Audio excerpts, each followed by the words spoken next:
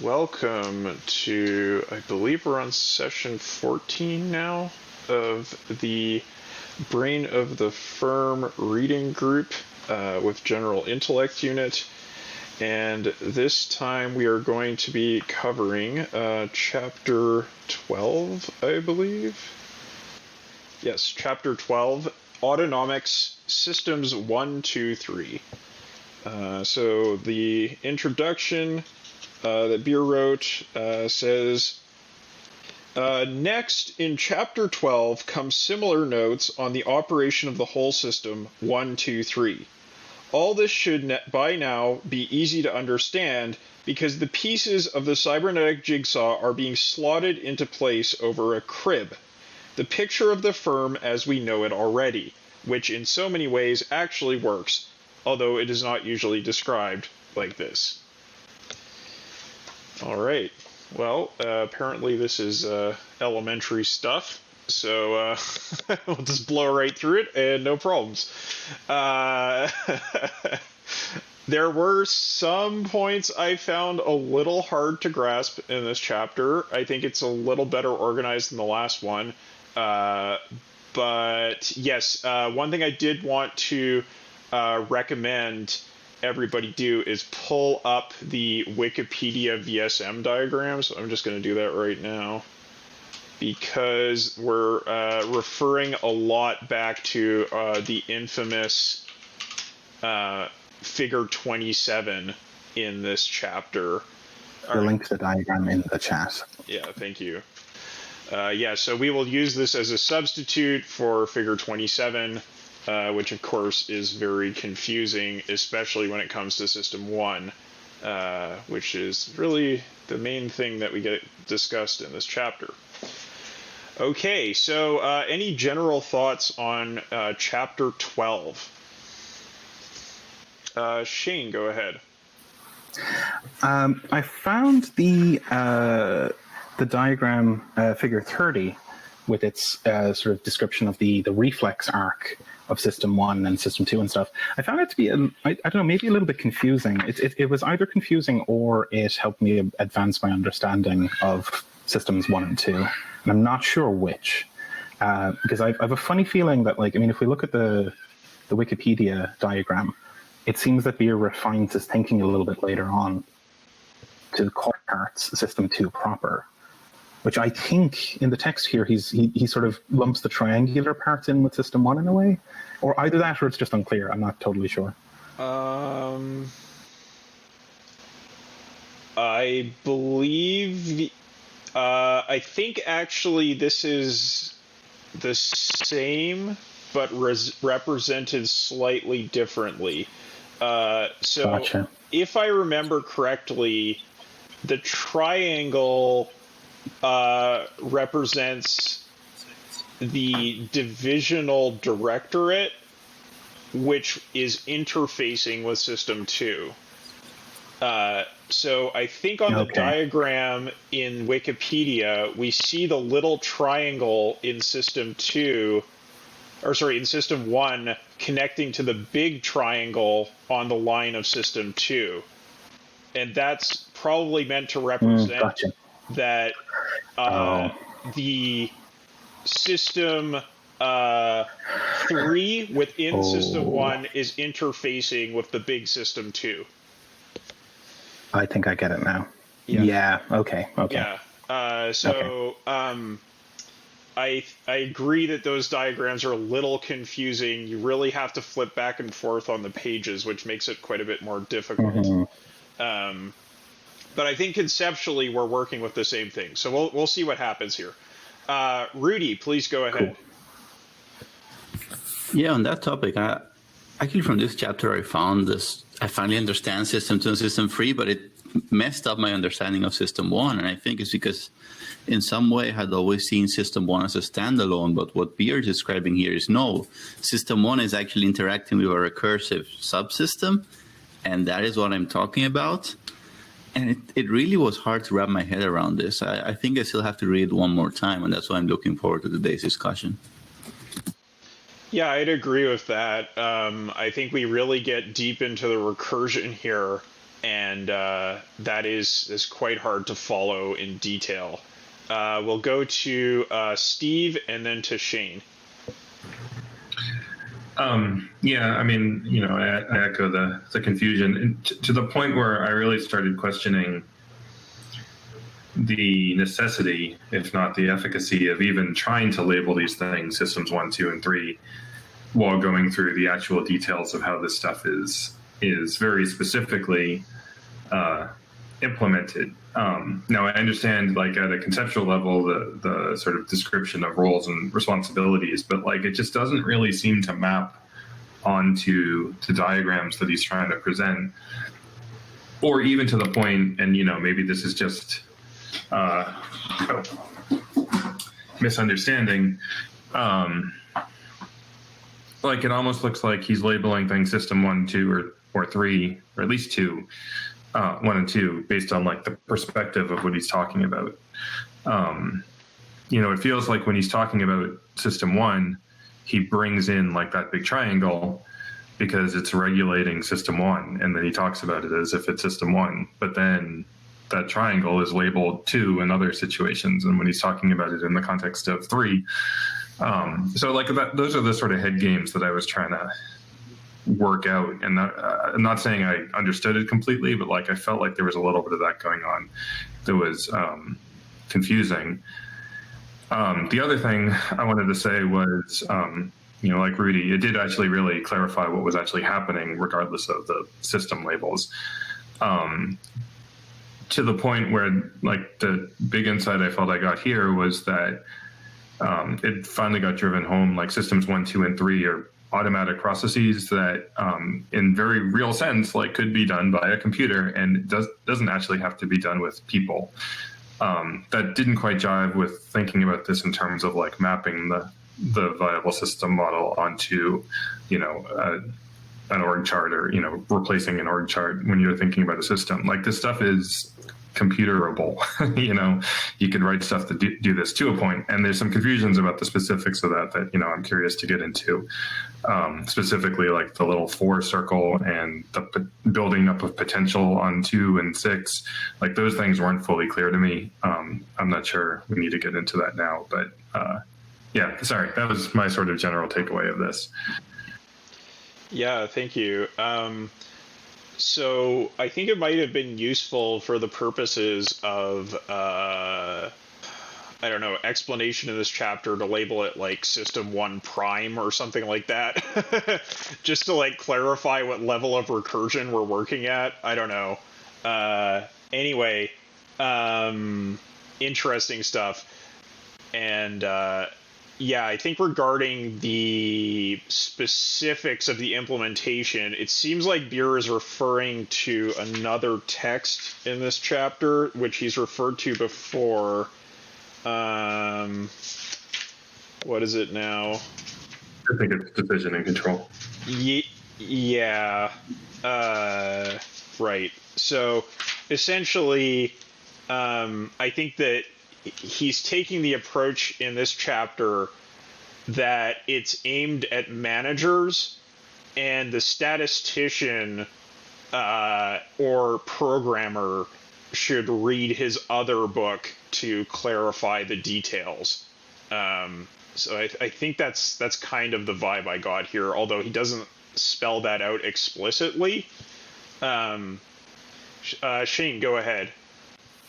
Yeah, just one very quick thing before I move on. I think this chapter kind of echoes the theme that we've seen a couple of times here, where there's this ambiguity in system 1, where, because I think the sort of crayon drawing of the system would have you believe that, like, okay, so this is a unit that is composed of subunits, and then they're synchronized, and you would think like, oh, system 1 is the subunits, but I think Beer emphasizes a couple of times throughout the book, and I think it's clear even in this chapter, that the system 1 is the control interface to the subunits, not the subunits themselves.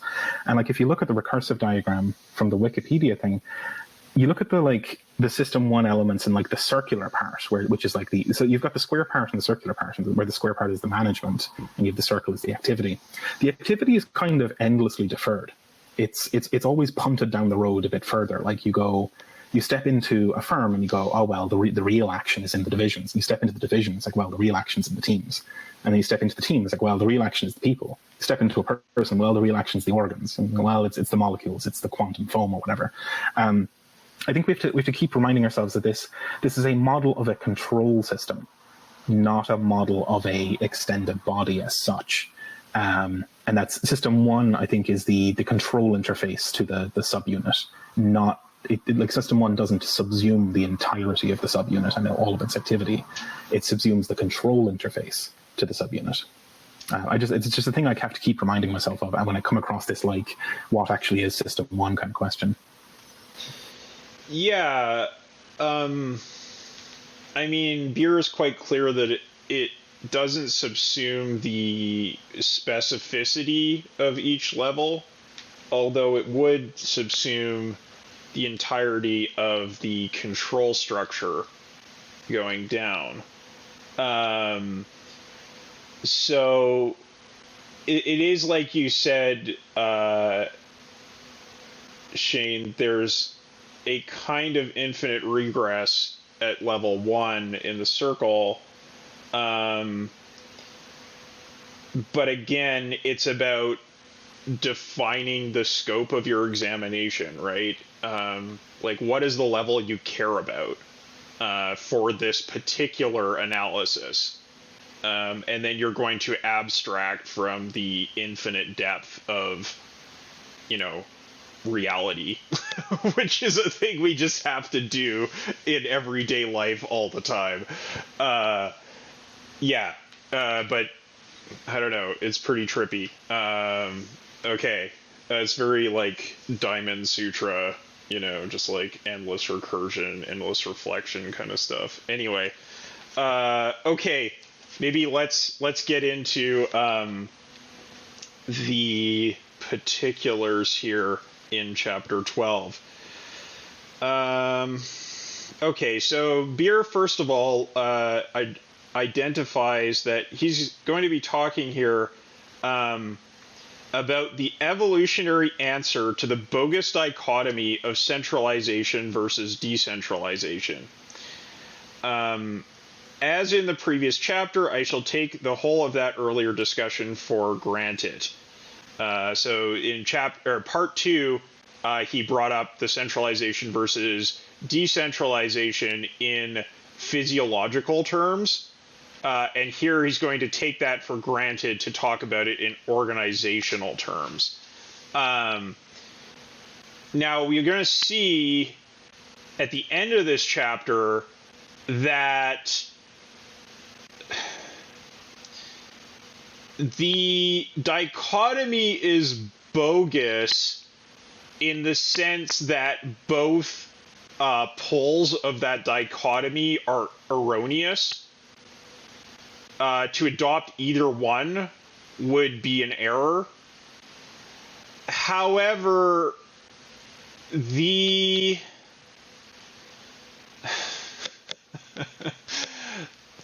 problems that they indicate are not bogus.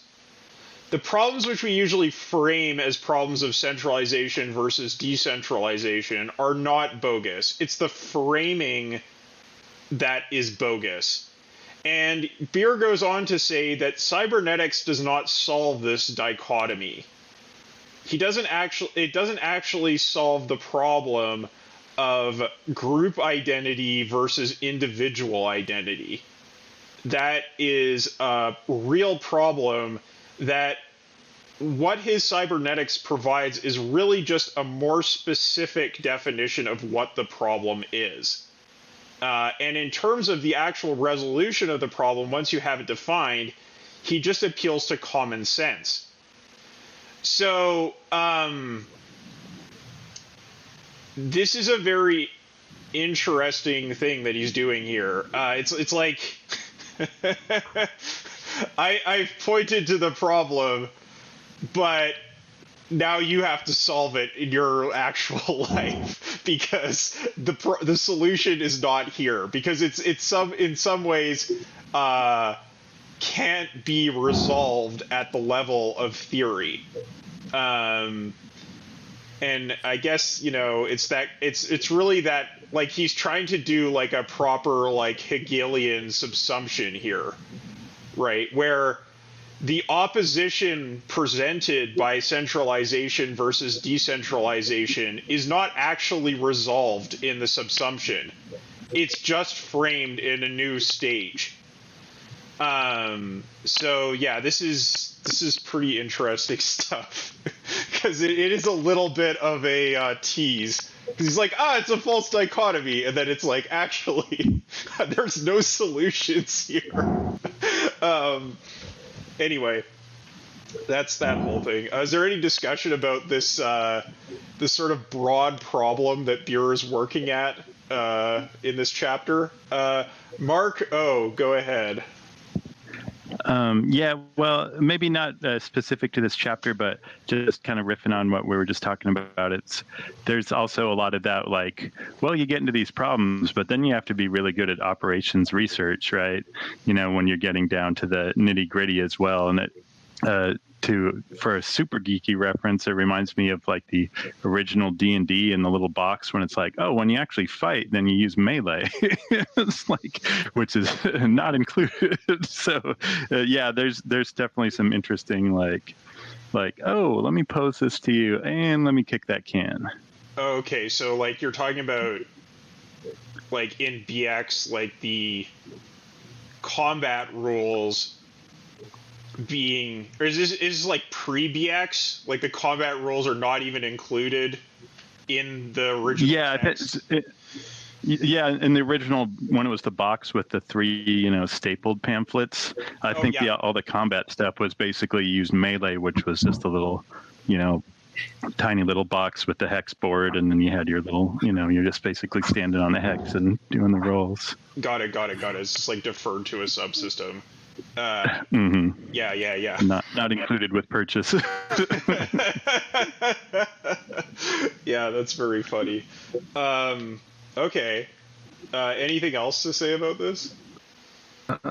Okay. Yep, there you go. Sorry. Just to clarify, because I wasn't 100% clear on this. So is he basically saying, like in the past he said, listen, the VSM is really a way to analyze your system for viability. It's not really an implementation path. The roles and responsibilities still have to be divided up between people and teams and sub-organizations.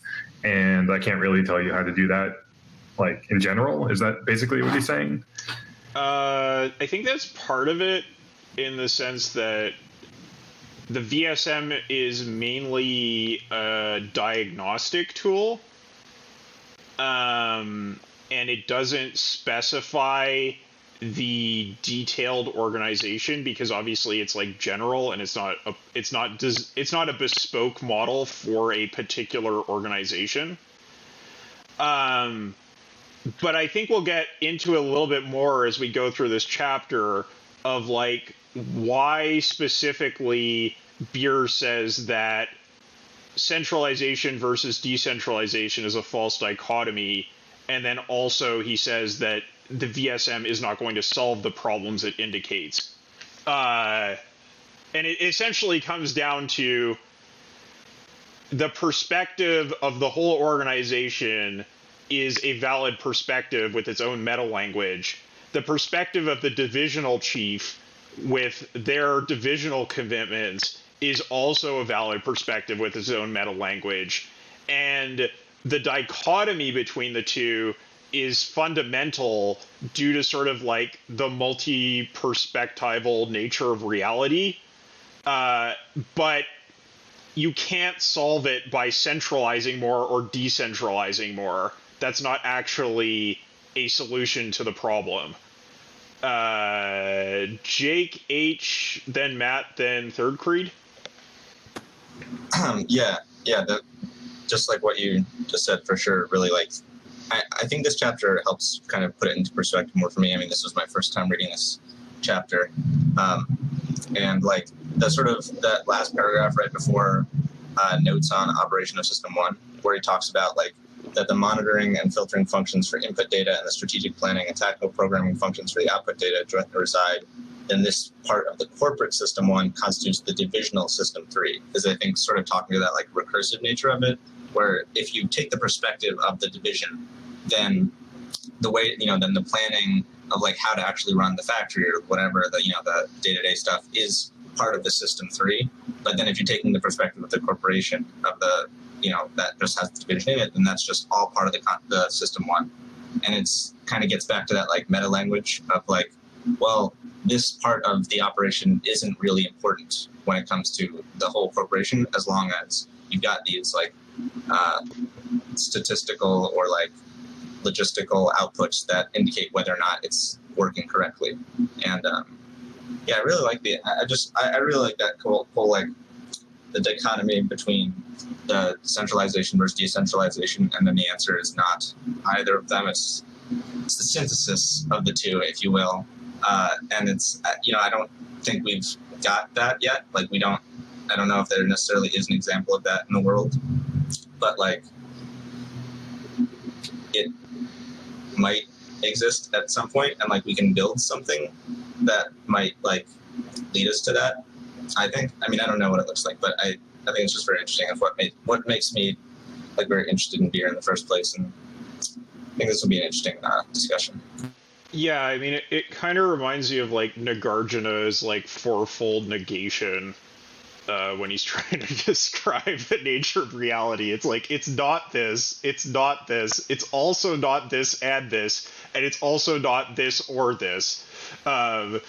Anyway, Matt, and then third creed, go ahead.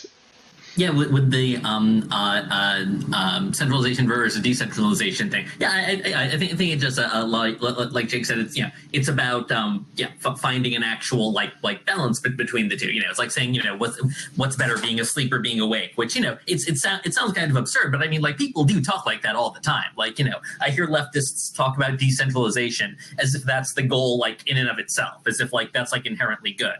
As opposed to like. I think what he's saying more is that, any system that can function coherently, that can act in like a goal-directed way, but is still flexible enough to deal with, a changing environment, has some version of that. And, its organization probably maps onto, the VSM in some way or another. If it can both cohere and adapt. And also with the automation stuff, I definitely agree with Steve that a lot of this stuff definitely seems like it could be automated in ways that beer probably was. That might even be like the way in which he was most ahead of his time. Like he probably couldn't have foreseen like some like work assignment like systems that exist now that can automatically like tell when when tasking is blocking another. I think to steal like Eden Medina's phrase from Cybernetic Revolutionaries, I think what he's really describing here is like socio-technical infrastructure. So like what combination of like tasks and computing stuff like creates this. Yeah, definitely, for sure. So yeah, no, I'm definitely interested in like the degree to which this stuff can be automated using a sufficiently sophisticated socio-technical structure or infrastructure. Third creed, please go ahead. I'm not sure how interesting it is. It's just my understanding of it. I want to make sure I'm understanding it right. I understand it like, how in the beginning of the second chapter of Capital, Marx talks about the ellipse as an example of something where there's a force that draws draws two bodies together, and there's a force that draws them apart. And the ellipse itself is a like representation of the sort of balance of those two forces, that's sort of the resolution of those two conflicting tendencies. But the ellipse is a thing in and of itself. Mm-hmm. And I think that's the resolution here. It's like it's neither true that you always want to centralize or that you always want to decentralize. It's not really true that they're in opposition in the sense that you need to choose one pole or the other. It's just that the existence of these two poles creates another system, and that system is a system that is not solvable in the sense of ultimately static, but solvable in the sense of you can manage the interactions of them in such a way that they produce the sort of meta system, which I think this is probably better expressed through other philosophy that I don't know, but this is how I'm thinking of it. And so that's how I think of it. Two, is that right? Am I thinking of the right? Am I understanding you guys correctly? Yeah, no, I think that's exactly what he's describing, is like a meta phenomenon that is produced by the opposition of forces within the system. We can sort of label that, but to give it a name does not mean it is resolved. Okay. Now let's go on. We need to know, first of all, how System 1 really works in the eyes of the corporation. Remember that it has to control a division in response to policy directives and overriding instructions from above, in reaction to the direct demands of the external world upon it, and in awareness of the needs of other divisions. So this is sort of the forces that act upon System 1 within its context. There, first of all, has to be a Divisional Directorate, which was depicted in Figure 27. It lies on the vertical command axis, reports to the corporate management from which instructions are received, and is responsible for managing the division. Essentially, this means that it in turn controls activities in a line sense. But from the corporate standpoint, this responsibility is routine. What really matters is that the Divisional Directorate assumes responsibility for programming, planning by objectives, and normative planning throughout the division. So those are the three types of planning we read about in the previous chapter. Its management tool is the Divisional Regulatory Center, marked in Figure 27 with a triangular symbol. So it's still marked with a triangular symbol in the Wikipedia diagram. It's just sort of fractal in the sense that there's a kind of infinite regress of triangles downward. Here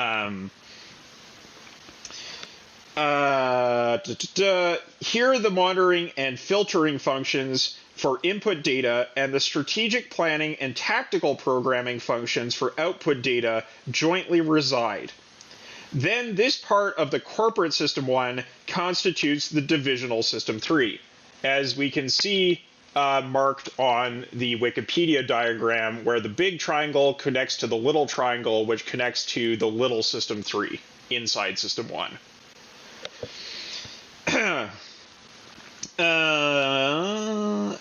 This organ, the regulatory center, explicitly models the spinal ganglion in relation to the vertebral segment of the cord. So again, the spinal ganglion, if I remember correctly, were the side channels that went it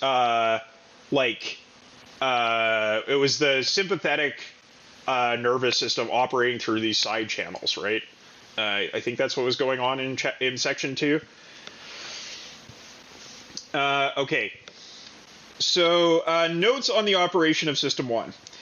In view of the arguments advanced in the last chapter, we shall take it that basic information about performance is to be generated for corporate use in terms of pure numbers, the achievement indices. At once, an opportunity occurs to classify divisional operations on a better basis than is normally attempted in orthodoxy. Now, this part was the real mind fuck for me. This part that's coming up here. People normally classify activities according to their manifest appearance to the world at large. They may be classified by their location, by the nature of the processes they employ, by the nature of the things they produce, by the sort of people who undertake them, or even by the geographical destiny of the output. But since management is interested in efficiency, and since a particular measured level of performance now attaches to each of these activities, a more managerially sophisticated and practically useful classification system may be developed. So he's just sort of enumerating the rules of thumb that we use for classification typically, and then saying, yeah, we can do something better. What matters to management about two entirely different products is not whether they look alike, but whether they are profit earners or not. Two very similar looking products may perform quite differently. Two dissimilar products may display the same performance. Then we should use the pure numbers we have generated to classify what is going on in the firm by these measures of achievement. The tool to use here is applied statistics. Assume that pure numbers are now flowing out of the division and along the input line to the Divisional Directorate. It is a function of the Divisional Regulatory Center to cause these numbers to fall into convenient heaps, technically Gaussian distributions, whereby probability theory may be used to determine to which family of performance a particular number belongs. There is no prior judgment here from historicity, nor from the manifest appearance.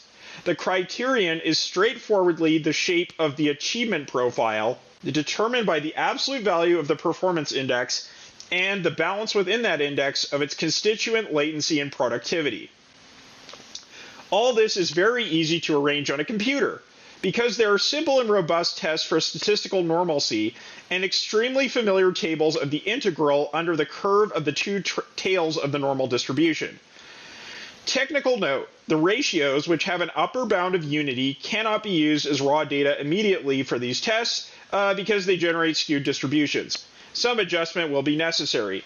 I have always found the inverse sign transformation of the raw score to be quite effective, but there are other possibilities. However, this is a matter for the statistician member of the implementation team. We need not be delayed here by considerations of technical detail. And this is why I'm thinking the other book is probably meant for the statistician and the programmer, because he kind of is saying, like, this book is not about that. The point is that we should no longer classify the firm's activities according to convention. Apply cost measures to these activities because they are the only measures we understand, and then aggregate the answers. We should instead apply the measures of performance we have designed to the activities and demand that the information system classifies the operational world on our behalf. The brain does this for us in ordinary life through its pattern recognition capability and produces the classification by manifest appearance with which we normally wish to work. As managers, however, we are seeking to detect other patterns, those of significance to the business, and that means classifying by achievement. So essentially what Beer's saying here is you don't, if I am understanding this correctly, he's saying you don't want your system ones organized according to rules of thumb, such as geographical destination or type of production or whatever. You actually want them classified algorithmically by statistical measures.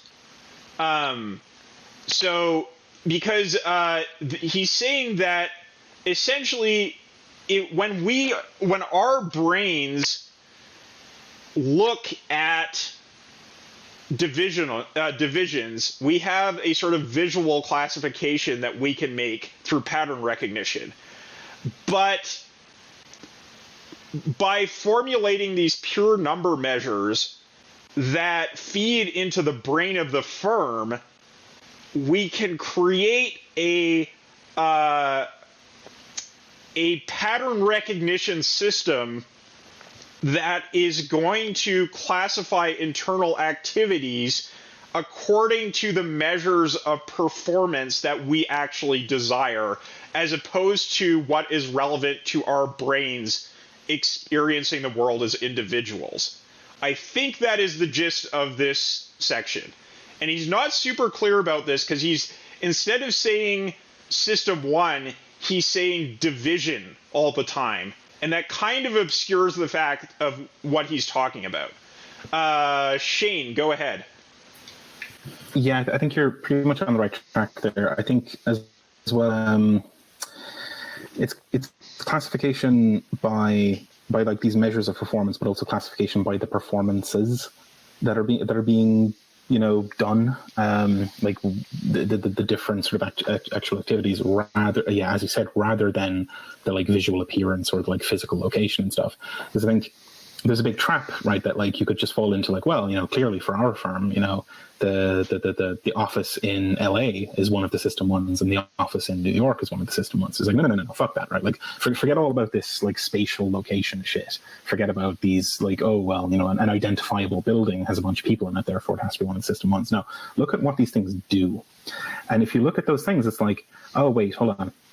Both of these locations spend half of their time doing software development and half of their time doing customer support. So it's the development and the support that are the system ones, and the physical location in space-time is a fucking illusion. Like it's merely an appearance. What you care about is the activity, the performance, and the measure of the performance, not these, tactile, what color is it, or even something like, oh, Toyota makes cars, and it's like, oh, well, here we make cars for the German market, and here we make cars for the Italian market. Like, who gives a shit? Cars, I think it's the destination of their outputs doesn't matter. I think it's actually even more radical than that, because he says that we shouldn't classify them by the nature of things they produce. So it means he's not talking about like sales versus software. He's talking about like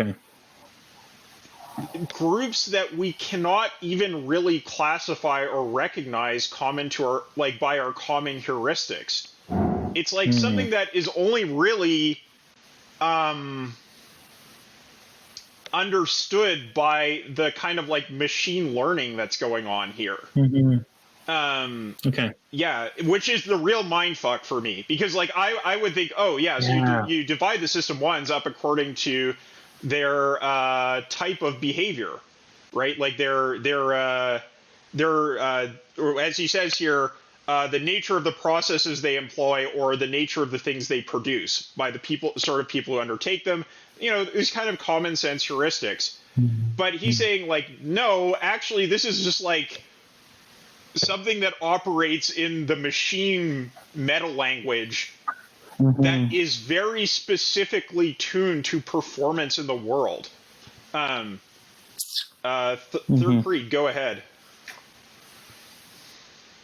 So I was confused by this part. I did have that same kind of model. Is like he's doing some sort of like k-means clustering on like some kind of n-dimensional space of pure numbers, but I have no idea what kind of pure numbers would guarantee meaningful groups. And then he said the thing about profit, like he said the only thing they care about is profits. It's like what? It's like profits coming in, and then how is he rescuing? How is he reclassifying us to rescue like real, meaningful, organic groups in this stream of pure numbers? And what is the numbers that are coming in? And like, I don't know if anyone has any answers to these questions or if I'm misunderstanding it, but I'm just trying to represent the shape of my misunderstanding. I don't understand at all what the pure numbers are that are supposed to be fed into this classifier, and I don't understand how the output of that classifier is meaningful at all. So I can answer at least one part of your question. Another part, I'm just as much in the dark as you are. So the pure numbers are coming out of the performance indices that were developed in the previous chapter, at the end of the previous chapter. So the potentiality, capability, actuality stuff that was set at in this sort of first pass of understanding the organization. And he's gonna doesn't that presuppose that you already have something, because you're getting the achievement profile of a thing, and maybe I don't understand that, but isn't that thing you know what I mean? Like you can only get the achievement profile of individuals or a group of individuals, and what we're grouping individuals on is the result of that achievement profile. Yes. So I think what he's proposing, based on what he says later in the chapter, which is still a kind of an elliptical statement, is that you do a kind of like data collection first pass and establish a data set based on your existing divisional organization. And then you do an analysis of that data set and reorg the system ones according to the groupings that you find based on the performance indicators you've developed. Now, that's just my like preliminary understanding of what he's saying here, but it seems to be the method he's indicating. So let's go to Steve and then Matt. Yeah, no, I mean, I think generally, I think we're getting there. I don't think we quite have figured it out. But yeah, I mean, the way I interpreted it, right, is that like those, the capability, potentiality, and whatever the other one was, right, it's up to the operational research people to have an understanding and actually create like acceptable bounds of those over time. So they create some Gaussian distribution of what like acceptable performance results are, and those come out and like get fed into two. And again, I don't quite understand the little potentiality thing, but the way I sort of reconciled it was that you're going to get these numbers are going to be spit out from the subsystem, the performance measures. You got to collect them together, because you have those three numbers, and you have to at some point, at some not continue at some discrete time, you basically have to say, all right, this is what we've got coming from the system. Here's a sample of all the performance metrics. Send that off to the triangle. The triangle will compare them against those models that we have. And you can say, well, hey, that looks like it's outside the bounds of our Gaussian distribution, or your inverse sine wave, or whatever it is. Like, you can compare the samples you get from the model that the OR people gave you. And if it's within that, you don't really do anything. But if it's outside of the acceptable bounds, then you send that information off to 4 and 3A.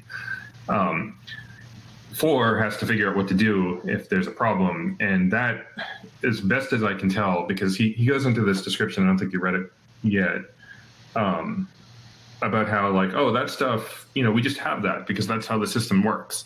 And like, that's up to the managers who have figured that stuff out, that, if you're short on capability, then there's going to be some response that the company has to come up with in order to be able to deal with that. And I internalize that as some big, linear system, old style Soviet cybernetics, like, response. That's your linear system control system, right? Or your control model that brings you all the way back to your feedback loop from chapter 2 or whatever it was. Who comes up with that? Again, the OR people have to figure out how to adequately respond when your capabilities and your performance doesn't quite match up towards your expected distributions that they came up with in the first place. So like, all of this seems like is meant to be put on a computer. Just do it. You've got numbers that come out. There's no real meta language here, or at least there's one language, right? It's those three numbers. Doesn't matter what is actually happening underneath. He's proposing that the meta language here is those three numbers, and you build some models according to them, and then you check statistics. It makes sense, and then have some actual, algorithmic way of responding to that the OR people come up with. So that was my takeaway from it. I don't know if I'm over determining the fact that this is like, yeah, you can just write some programs to do this as long as your OR people give you the raw data and the synthesis of that data through good models. Yeah, I mean, I think you've got the basics of how this is supposed to work in general. The real like question mark is this idea of your divisions being structured according to an algorithm, because like, I struggle to imagine how a manager of a division that has been structured that way is going to constitute divisional identity and sort of like respond to the meta systems like as a system one manager, right? Like, it's just like, if you're in this kind of like weird statistical flux space, like, how do you manage effectively as a division one manager? That's just what's really kind of like blowing my mind here. Okay, so we're gonna go Matt, and then Jake, H, and then Shane. Yeah, how exactly to classify the divisions, like that threw me for a loop. I just thought of something that it might be. So picturing is so like like Toyota, like you've got some mature product lines where, say, the actuality is pretty close to the capability, which is pretty close to the potentiality. And like, those kinds of divisions and those kind of product lines are kind of one thing. Versus like special projects divisions where we just you're looking at journal articles and seeing the potentiality is like really way in excess of your capability, and like you've got those experimental divisions that are trying to sort of like internal startups or whatever that where you're trying to build up the capability toward the potentiality and the actuality toward the capability. And then maybe also like sort of problem child divisions where just like the actuality is just way below the capability, and you're trying to restructure it. Yeah, I think I see what you're saying, like in a kind of like triage sense, like treating divisions like through the sort of attention they need. Is that accurate, Matt? Yeah, that one too, but also just like I see how it requires sort of like different management when like you have a mature product line where actuality, capability, and potentiality are all you're basically performing at the top of like where you conceivably could be performing like Toyota main line versus a special projects division that actually is kind of different, and like some companies, usually kind of more kind of better companies like Toyota actually do kind of do that. Okay. Jake H, Shane, and then Third Creed. Yeah, I'm definitely, before I started talking about this part, I was like a little more like, oh, maybe I kind of understand how the different, like System 1's being like different. I guess I had some vague idea, but then thinking about it more, I realized I don't quite have a good idea of like what exactly constitutes a System 1, but I think like, I think I've got a better idea of what how the kind of System 1, 2, and 3 work together, especially that figure 30.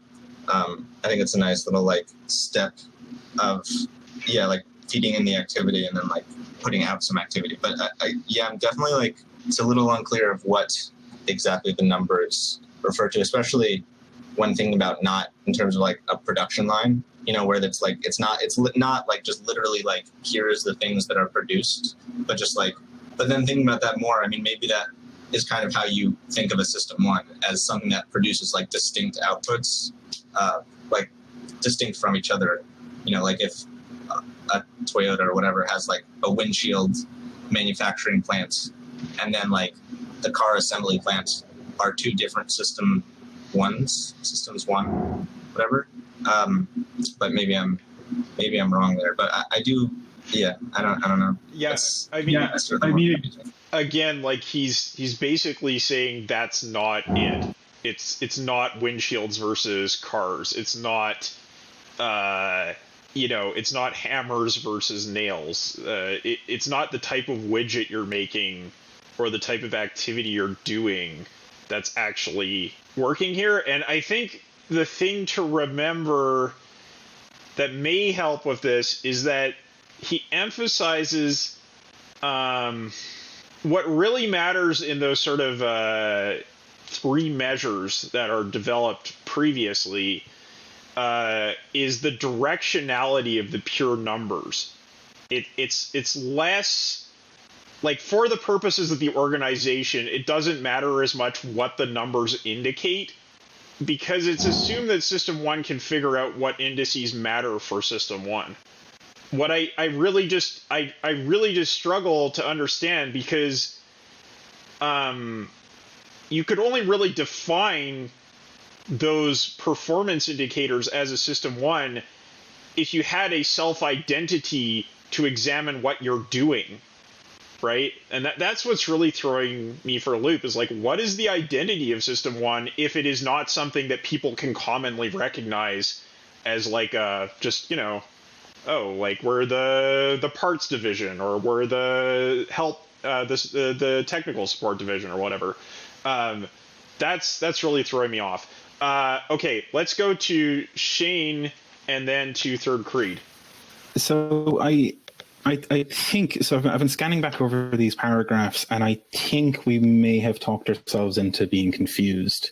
And I think it is partially Beer's fault because he's a little bit loose with his words here, and he's not clarify. Exactly clarifying precise. So I think what Beer is saying with the statistical classification thing is that you can classify the so you have these output indices or whatever, and you can classify the region those numbers fall into, like basically classify normal from pathological behavior, and so on. And this is for the purpose of intervention later. It's like classification of what do we consider to be normal performance. And so it's classification of the performance of the System 1 units. Exactly. I don't think he's claiming that, and it's possible that I've confused myself in this conversation and that this is not actually what's being said here.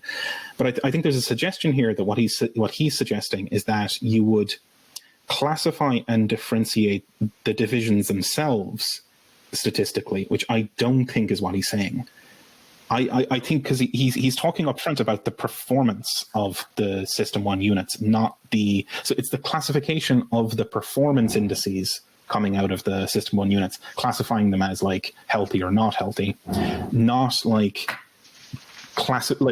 cell division of like differentiation of organs classification. Like it's I don't think he's suggesting that you would have a soup of activity and then a machine algorithm would determine what the organs are through that process, like as in like differentiating kettles from sledgehammers. Or I mean, maybe that's like because he does call out that explicitly as maybe not the way to classify things. But I do think in the model it needs to be the case that the subunits are things that evidently have autonomous behavior of their own, and it's the behavior that needs to be classified, not the system itself. So the bird in itself is just some weird freakish pile of fucking quantum noise. But it's the behavior of the bird you want to classify as like, is it attacking me or is it being friendly? Is it trying to open a walnut? I think that's what we're getting to there. But his language is fuzzy enough that I can now understand how we would start to think that he's suggesting that you would have the statistical process determine what bird is, or what the autonomous bird unit seems to be. Yeah, well, because he's never clarifying the distinction. Like, the only thing I can see that supports that reading is that he says we need to, on the first page, page 167, paragraph 2, he says we need to know first of all how System 1 really works in the eyes of the corporation. Gotcha. So that would support your reading, right? It's very strange to me that, okay, he starts from the holistic perspective instead of starting from the perspective of System 1 qua System 1. Of the subunit. Yeah. I think the reason for that may be that it's impossible to actually establish a fundamental level of identity. Because actually, where we're going to get that self-definition is when we get to the part of this section on System 5. Because System 1 can only define itself relative to the higher level of recursion by having a System 5 of its own, right?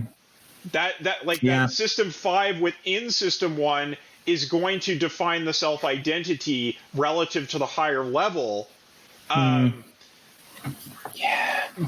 because there's no fundamental core of System 1 otherwise. Yeah. Right? So you can't look at System 1 from its own perspective because there's an infinite regress downward.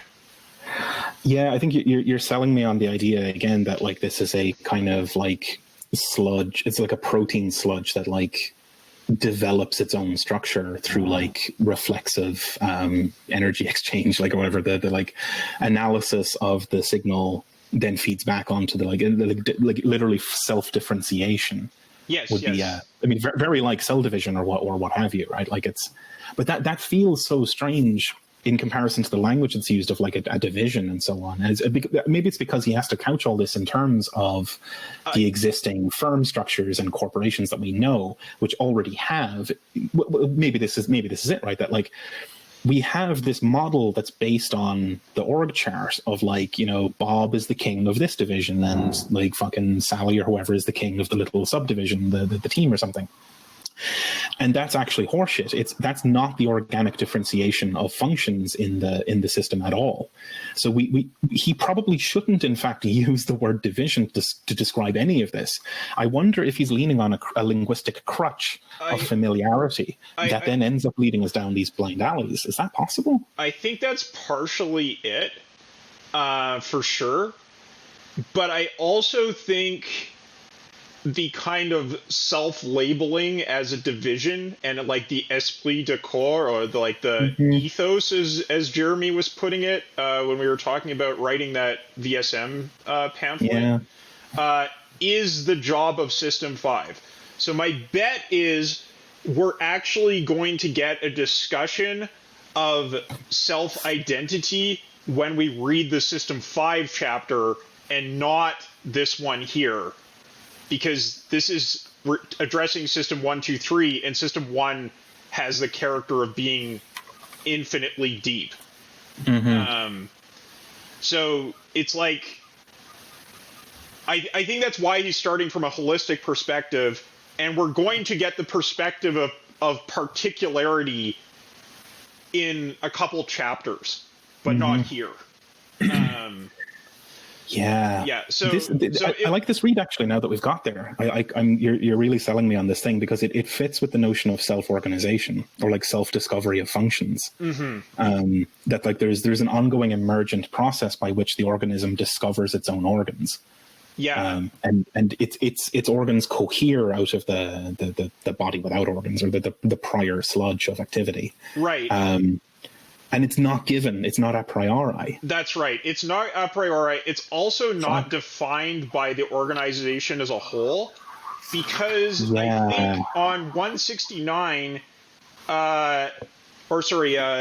end of 168, beginning of 169, he says, we should no longer classify the firm's activities according to convention, apply cost measures to these activities because they are the only measures we understand, and then aggregate the answers.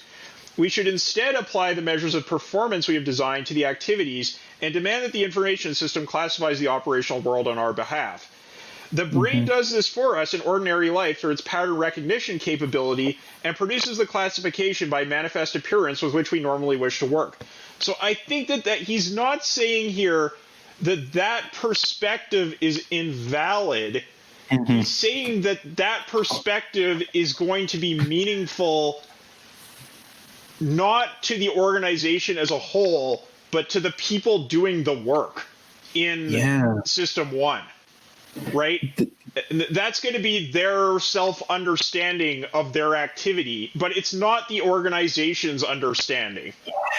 There we go. Yeah, that's wonderful. Also, like this bit about like the way the brain classifies ordinary life, like that is very much a thing of like this like emergent classification. Like we don't know a priori how to recognize a ball or a car or a toy or whatever. In particular, that's a thing that's learned. It emerges from the vortex of experience. These couple of pages are fucking explosive then, because this is very much about this emergent classification and self-classification. Yes. And self-formation, self-organization, self-formation of organs. Jesus, yeah. Okay. I'm really glad we stuck to that.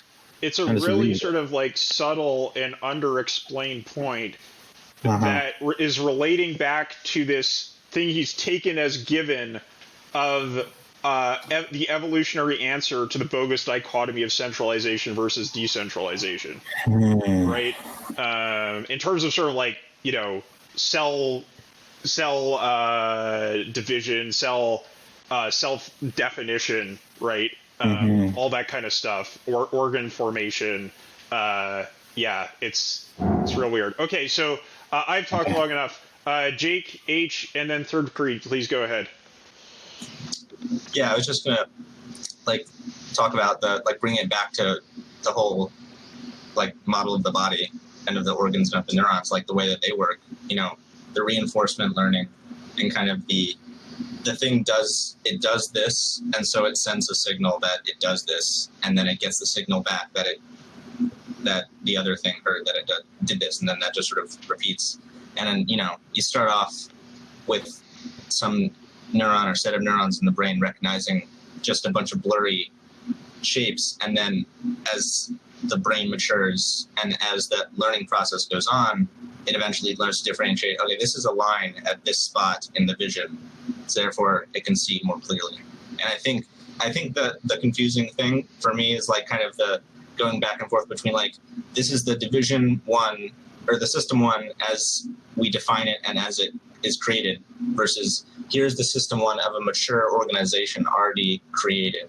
Mm-hmm. And sort of the switching back and forth is what kept confusing me, because it was it's maybe this makes sense when you're looking at it from a mature organization, it produces X raw material from division A that goes to division B. That's in a mature organization, or an organization that's already running. But when you start out, it doesn't necessarily do that. And so that, I think, was what kept confusing me. But yeah, just sort of this idea of reinforcement learning, and of the input and the output reinforcing the other things that it is connected to, as reinforcing that this is its own division. I'm not quite sure how what that looks like. I guess we keep talking about that, but and maybe that's what I need to read that decision and control to kind of better understand that. But yeah, I think this discussion on just the first 3 pages of this chapter have really made it a bit more clear to me. Although there's still questions. But. Yeah, and I think the reason why we don't get we don't actually get a sort of Aristotelian teleological approach to this description is that the viable system is meant to constantly reorganize itself in a changing environment. And therefore, there isn't really, in a final sense, a mature viable system. The viable system is meant to be self-rejuvenating and self-renewing in response to environmental change. So what might appear to be a mature organization, let's say, I don't know, you are a pager company that is really good at making pagers, but then pagers are outmoded by the introduction of cell phones, right? You need to undergo a complete reorg on the basis of that in order to stay viable. So you can't really assume that there is a telos, a sort of ideal form, a final cause towards which your organization is growing, right? There isn't that kind of Platonic ideal form of the tree towards which your tree is treeing, because it's actually always in flux. And that's why we get this weirdness about self-definition and organizational definition in a very general and abstract sense. I think that's what's going on here. Okay, Third Creed, please go ahead. Okay, so yeah, I was figuring this out while you guys. A lot of this has been talked over. What I was thinking of. So I hope it's not. So let me understand it on a really practical level. What's going on in these divisions? The divisions themselves choose for themselves measures that they want to be used in the achievement profiles. Right. The achievement profiles spit out numbers And then there's a synapse process where it just looks at the whole thing and it says, all of these achievements are falling around this little, if I imagine like a normalized line between 0 and 1 and sort of a heap wherever with like mean and variation, wherever it is. And it's like, okay, well, this is one heap and this is another heap and this is another heap. And for the purpose of management, all I know is that I want to move these heaps up.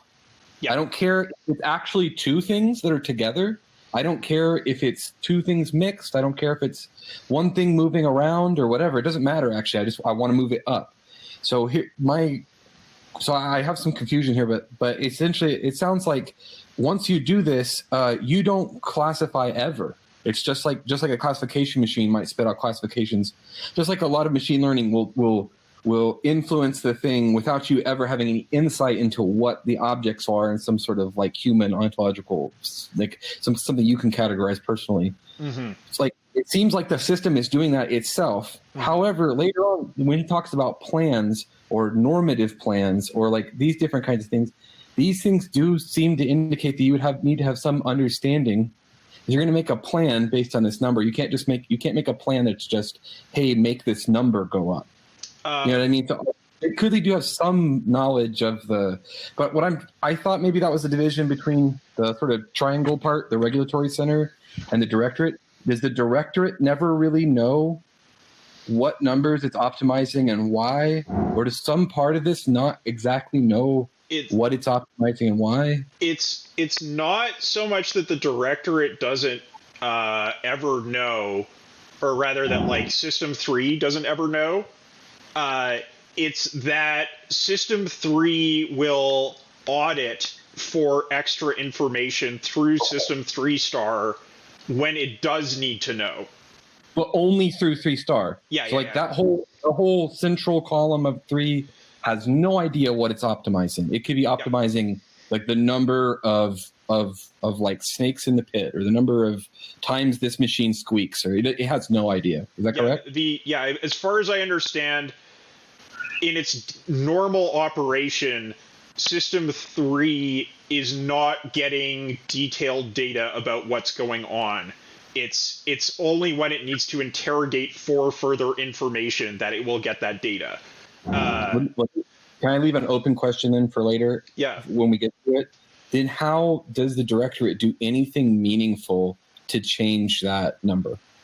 Is it just test plans and see if it goes up or down, and then keep doing plans that go up and I not down? think we should check over the section of this chapter on System 3 again, but totally. I think it's the role of System 3 is very much like tinkering, so I don't think that it's super aware of what it's tinkering with.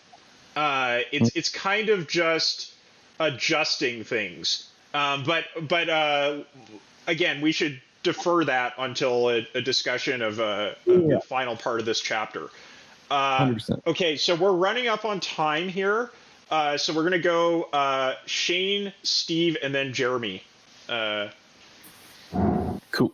I want to check something against your understanding of this, Kyle, with an example, right? So that like if our system had these subunits, which are maybe teams, and the teams spit out their performance indices, and they go, 1, 6, 5, 9, 5, and those are the numbers. That was purely abstract numbers.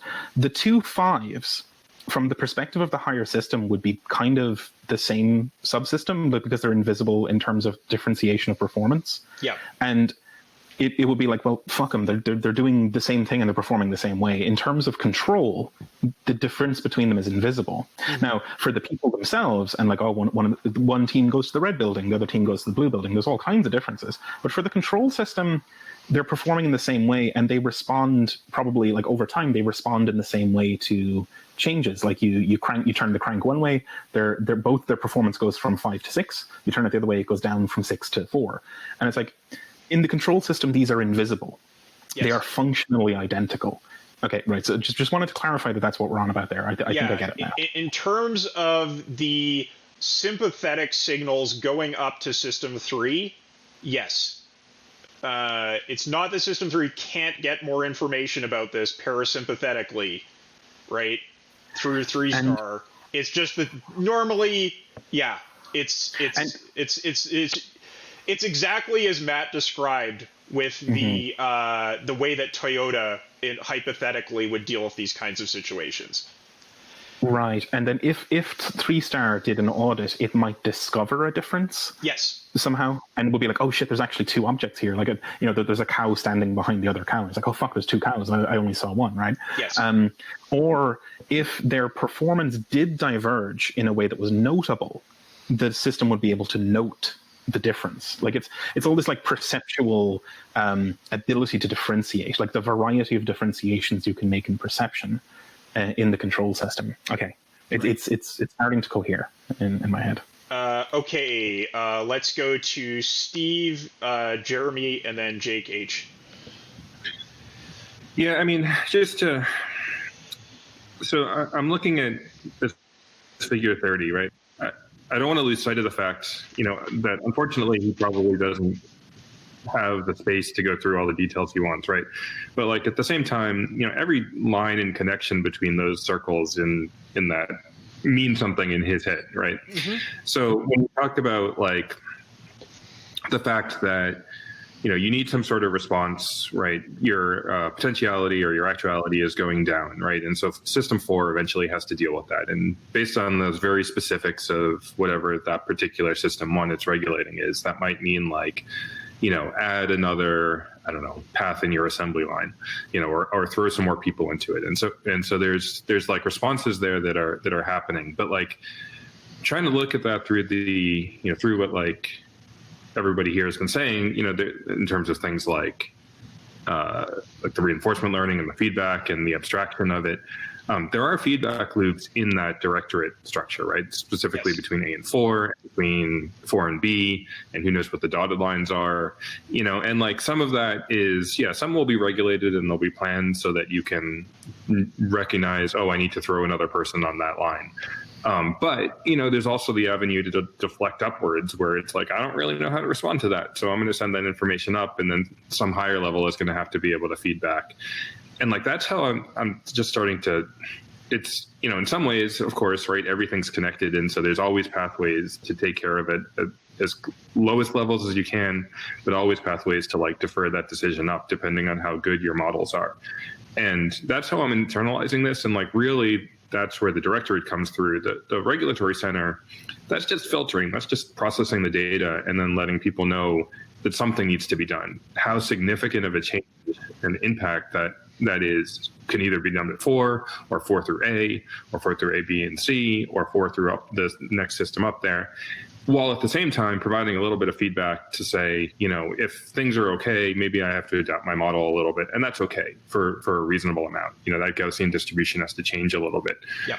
And that's okay too. It's like there's just pathways for all sorts of adaptation here at all possible levels, and he's just trying to capture that. And it's kind of hard to do that in one single diagram. Yes. I think it's fair to say that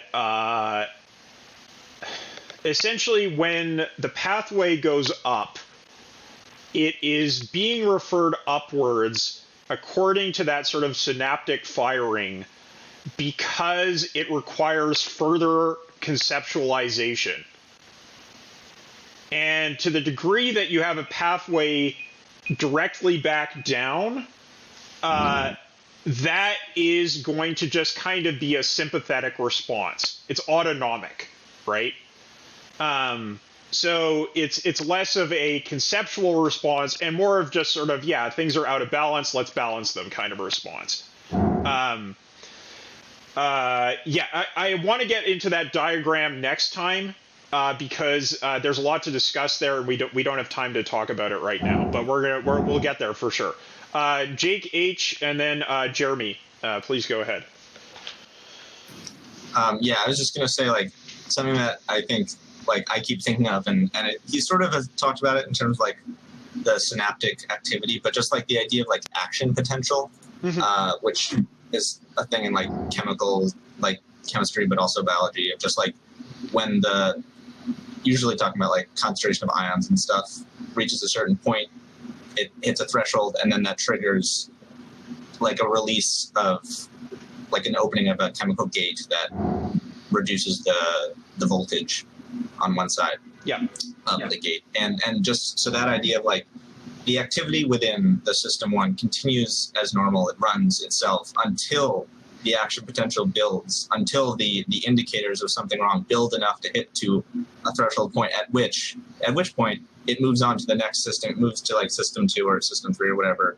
I don't know the exact thing. I'm a little hazy on that, but like it moves to like a next level up, at which point that can determine, does this need to be moved up to the next level? Does there need to be some intervention downward to correct this, because the amount of times that it's fired X number of times when it shouldn't have fired X number of times, or as like a continual building of like the meta language, the meta counter increases by 1, and when it hits 10, that's when system 3 needs to intervene because there's something wrong enough that it's indicated. So just every time he talks about the moving up a level, I don't know, that always makes me think of like the gate is open because all the crap has been pushed up against it, and now it needs to open up and be dealt with by the system within the next point, if that makes sense. I don't know.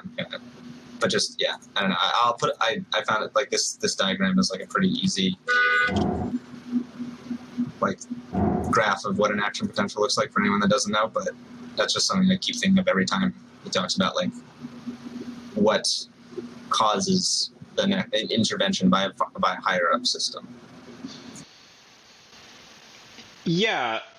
And that's exactly why this is like open to statistical analysis, right? Because it is operating on those action potentials. So Jeremy, go ahead, and then we'll close out with Matt. Can't hear you. No, I can't hear you. So we'll go to Matt, and then we'll come back to Jeremy once the sound's sorted. Matt, go ahead. I just had a thought of like,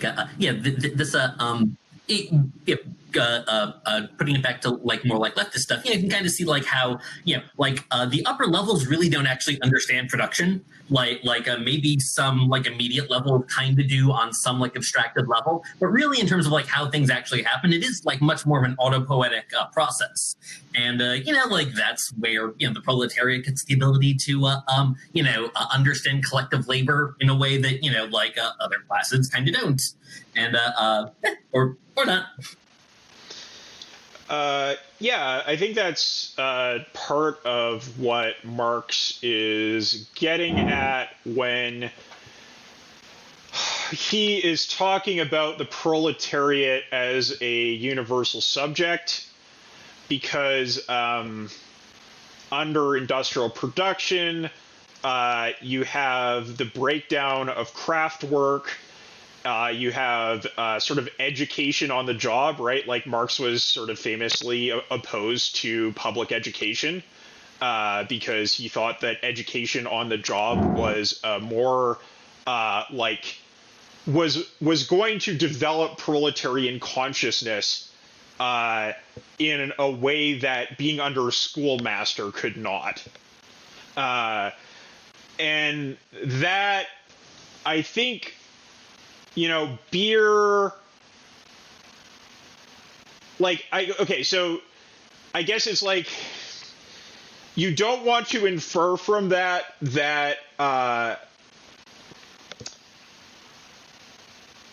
the proletariat under capitalism is already in itself universal, because it does still have a partial understanding of reality, right? As proletarians, like there are things that you do not experience as proletarians that you would experience as capitalists. So it's not a complete understanding. And it's only really after the abolition of class that you get like a full universalized understanding. But there is something interesting going on there for sure, right? I don't know how to think about it exactly from what Beer's describing here, but I think that there's absolutely like an analysis you could do of like Marx's standpoint theory interfacing with Beer's sort of perspectival, like multi-perspectival understanding of organization, that would be really cool. That's just my bong rip thoughts. Jeremy, please go ahead. Hopefully this works this time. Still can't hear you. You're unmuted. It's a hardware issue. It's a hardware issue for sure, yeah. Or your computer software issue. Oh, I heard something. Okay. Yeah, there we go. Okay. So, there's a central column. If you further on in this chapter in diagram 32, there's a lot more said about the central column. So, all of the stuff with the sympathetic nervous system, with all the metrics and all that stuff going on, that's only one part of the information that System 3 is getting. System 3 is also getting information going up the spinal cord as well. And if you look, the arousal filter is coming off the spinal cord. It's not coming off of the sympathetic nervous system. So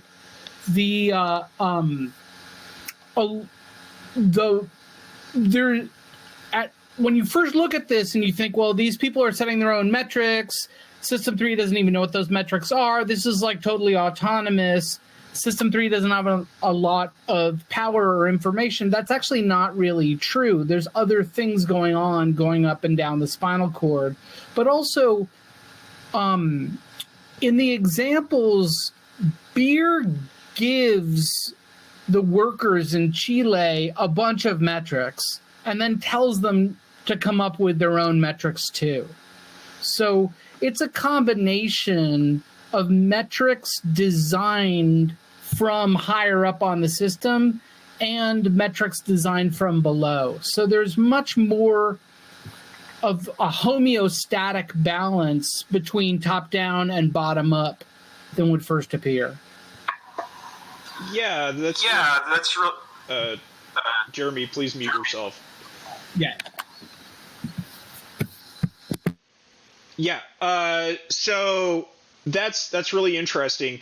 So yeah, in terms of the System 2, sort of like the ganglionic action going up, it is that kind of like blind action that we're talking about. But then in figure 32, we do see direct connections. And I guess in terms of like saying like, oh, here's the metrics that are coming down to System 1, that would be like something System 4 would formulate, right? Like System 4 would offer those formulations of metrics to System 1 coming downward. Yeah. So there is a whole sort of like top-down dimension of this that we're going to get into more as we go down through the chapter, and the spinal dimension of this that we're going to examine as well. But we're going to have to leave that for next time because we're running quite a bit over time now. Appreciate everyone going on this mind-expanding, weird dialectical journey with me. It's been a good time. I think we've developed a partial understanding, which will be subsumed in the next stage of the dialectic as we proceed here. All right. Thanks, everybody. Thanks, everyone. I'll see you next week for more of this chapter. It's been a bong rip session, everyone. Thanks. Thanks. Thank you. Bye. Bye.